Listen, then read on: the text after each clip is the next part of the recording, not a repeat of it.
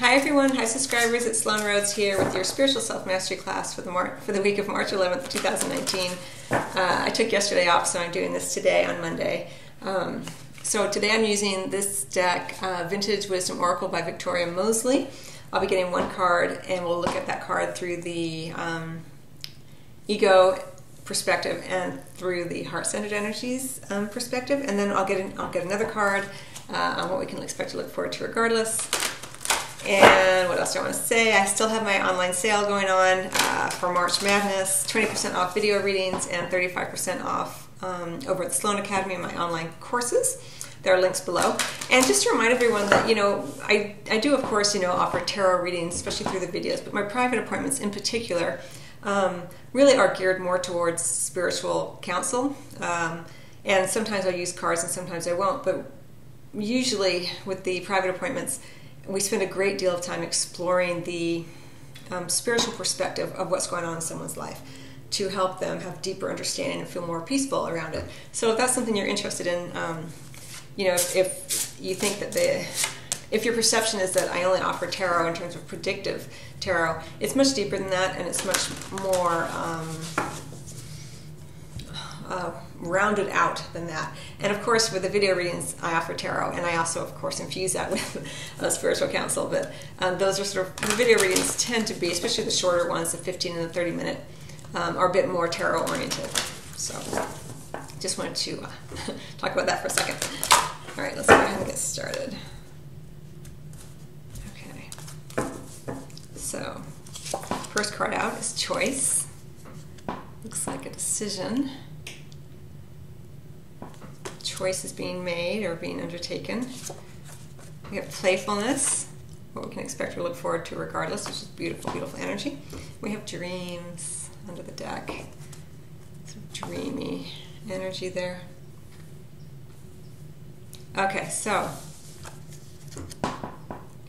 looks like with this Choice card, whatever is being decided, whatever choice is being made, it may, in terms of the ego perspective, it may threaten the ego's sense of safety and security. It may be around finances, the home, stability, this kind of thing, and it may require a leap of faith.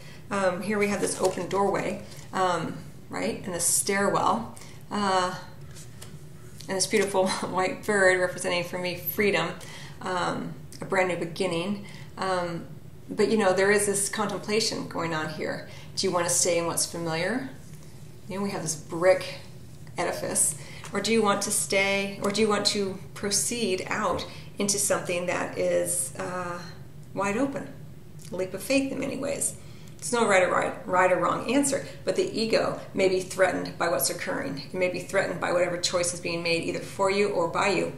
And when the ego feels threatened, it often occurs that we, in terms of our response or identification with the egoic patterning, is we can lock down, get frightened, refuse to cooperate, either with others or with what's around us, or even with what is being called forth from within. And we may feel stuck. So just be aware of that. Now, it may be that this week in particular, it may not be so much that it's thinking, it may be the feeling within you, right? You feel threatened. You don't know why, but you feel anxious. You feel some sadness, possibly. Whatever the ego is identifying as a threat to your personal safety and security. Again, it could be finances, it could be your home, even your physical body. You're making some sort of decision or some sort of choice here, and the ego can rise, the feeling can rise very, very quickly. If I'm threatened, the ego can feel threatened, and in that case, you may resist or you may fight, and fight or flight. And so just be conscious of that, because it's not necessarily the situation, it's what you are being triggered by what you think that the situation will create. So there's the feeling, and then the corresponding thought comes in, and then it's locked in, and then you proceed to there, and the pattern reinforces itself over and over and over again as you continue to identify with the feeling and the thought, and then boom, here you are in the pattern of I'm being threatened, something's not right, I need to protect myself, or I'm not protecting my family, or whatever it may be. and it gets very, very dense, even, as we see all these bricks. They're not even necessarily in a pattern, a little haphazard, but it doesn't really matter because many times that pattern is kind of haphazard. There's no real truth to it. It just feels that way. So we put another brick in that pattern. Yes, this is fearful. Okay, that person's doing something to me. Yes. And then we suddenly built this whole wall. And in truth, we have the ability to leave, to wander through into something that is wide open. But can be scary to the ego. But remember that once you bring it into conscious awareness, whether it be the feeling within you or the thought, it's no longer ego. Now you've brought it into the light of consciousness. Then you can work with it. It becomes malleable. It becomes usable. It becomes more friendly, less scary. It's a beautiful energy. And you are safe. You are secure no matter what's occurring. Look at all this red. It is not like a little bit of red. I mean, you are definitely grounded in your safety and security. The inner child is what doesn't feel grounded. So you can even turn to the inner child. And as I encourage you here, when I call it the inner child, imagine it as a feeling, right? You feel it. So you can kind of imagine the inner child within you feeling, I'm not safe, protect me, screaming, whatever, or I'm not getting what I want, and you can feel it, and even if you can't imagine the inner child within you, you can certainly recognize children and that response that they have when they want to feel safe or they're feeling unsafe. You can comfort that inner child either within or as you, however you identify it or personify it, whatever works for you, and you can comfort him or her and you say, yes, you're safe, We're making a choice. There's a new beginning occurring. New energy, a new opportunity. And no matter what happens, you're free and you're safe. We don't know where you're going yet, but it's coming in. As I see it, this bird is coming in from outside. It's bringing good news. It's bringing a breath of fresh air that whatever this change that you are contemplating or someone is contemplating here is freeing. And what you can expect to look forward to regardless is the playfulness. And I will say, too, in terms of the heart-centered energy, with this choice being made, the heart says, yes, change is afoot. Okay? We even had the change card last week under the deck and then 2 weeks prior. So there has been this kind of change energy occurring, kind of like a rumbling, that is sort of under the surface. And here it is coming forth, and choices are being made, decisions are coming down, and it's bringing freedom. It's bringing a greater sense of clarity and options. The bird can fly in or out. Here it's flying in with good news as I kind of feel it. And to remind you that you're free. You're absolutely free. Whatever choice is being made here. But again, it may be threatening to the ego, but the heart says, yes, change is afoot. I wonder what, I wonder how it will feel to bring the sense of safety and security that I know I already hold within into a new environment, into a new experience.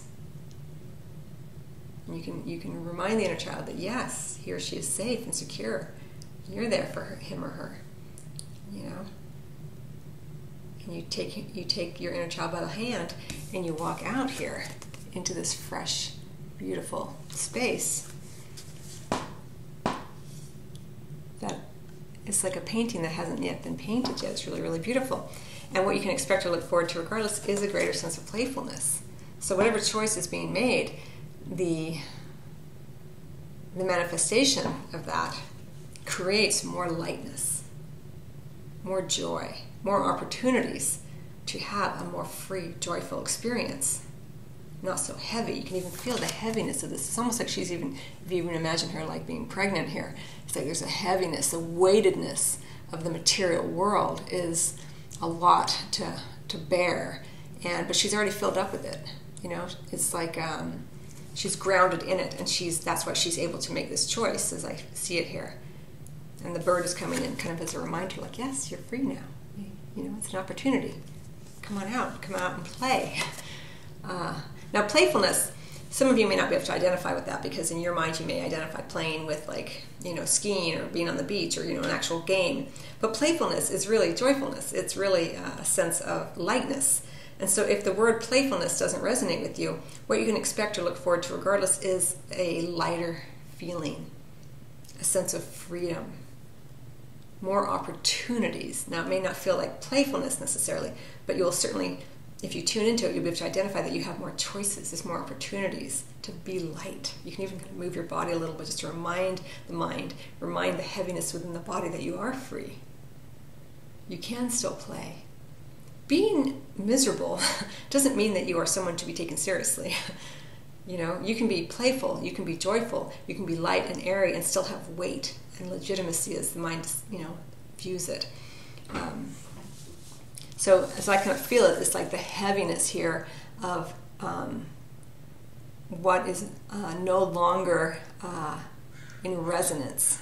And here, the outcome, what we can expect or look forward to regardless, is more lightness. So you're kind of leaving this heaviness, this older edifice, this older cocoon, and you're bringing forth more light, coming into more light by a choice that is being made either by you or for you or with you, a decision of some kind, an opportunity. And what you can expect or look forward to regardless is the dreams. You know, hold your dreams here, close to your heart. It's very dreamy, and this is kind of an underlying energy. So it may be that there's been a lot of information coming to you through the dream state, guiding you to make a choice that's right for you, or comforting you that whatever choice you make or someone else makes is going to still allow you to be safe and secure in the world. You know, we have all those red, again, a heavy sort of focus on the red here. We've got, you know, as I mentioned, there's a lot of red here for me related to the base chakra, root chakra. We have her sitting on the red. She's safe and secure to fly and to play and to flit and to be joyful. And even the dreams that she holds very, very close, and I say she because these are all females, doesn't matter, holding that close to her, knowing that she's safe and secure no matter what she's dreaming of. Her dreams are what allow her to continue to grow in the world. And she's safe and secure no matter how she manifests those dreams or how she explores those dreams.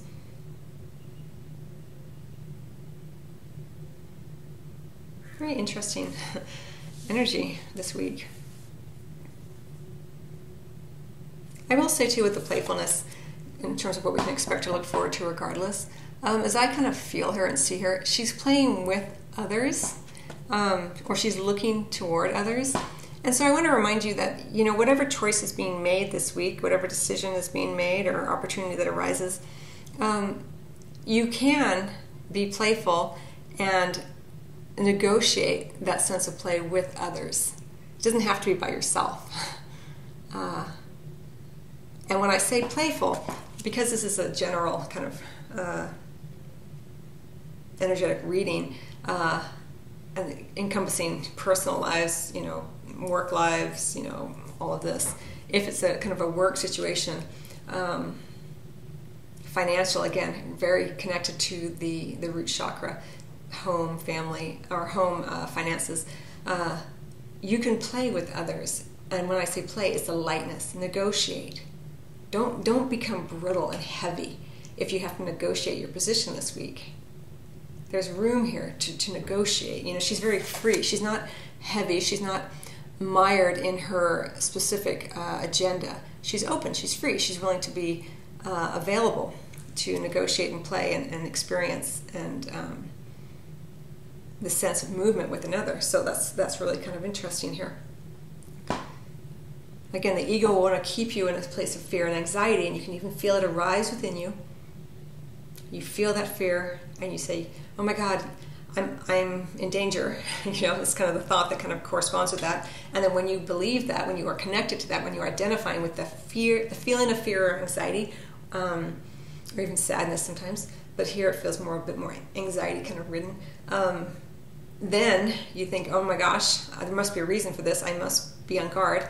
And then that's very brittle, hard, you know, and then you miss the opening here. So something to think about and play with.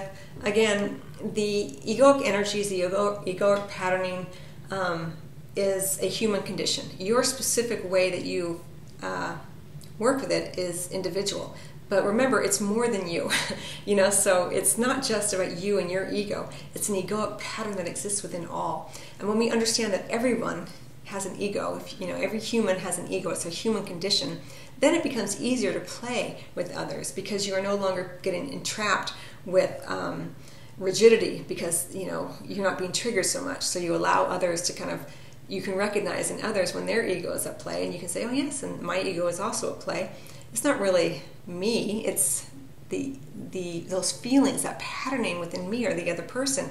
And then when you begin to play with it more and you bring it into consciousness, again, it's more malleable. You don't get so entrenched in it, whether it be your own experience of it, which really that's all there is, or when you can identify it in another. And if you identify it in another, like, oh, they're so rigid, you can say, all right, well, perhaps there's some area within me that is pretty rigid still, and I can soften that. It's so